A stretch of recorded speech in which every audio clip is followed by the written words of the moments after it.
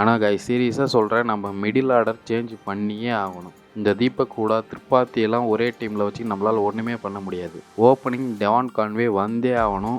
தீபக் ஹூடா திரிபாத்தியில் யாருன்னா ஒருத்தவங்களால தான் நம்மளால் 11ல் ஆட முடியும். அது எனக்கு தெரிஞ்சு திரிபாத்தியால் மட்டும்தான் ஆட முடியும். அதுவும் அவரை வச்சு ஓப்பனிங்லாம் பண்ணால் வேலைக்கே ஆகாது நம்ம டீம். ஒன்று அவர் 2 டவுன் வரணும், டெவான் கான்வே ஓப்பனிங் அனுப்பிட்டு ரச்சின் கூட நம்பர் 4ல் திரிபாத்தி வரணும். இந்த ஹூடாலாம் வேலைக்கே ஆக மாட்டார். நேற்று ஒரு ஐடியல் சுச்சுவேஷன், அவர் கொஞ்சம் பாலை சாப்பிட்டு இன்னிங்ஸை ஃபேஸ் பண்ணுறதுக்கு. ஆனால் அதுக்கான அறிகுறியே தெரியல ஹூடா கிட்ட.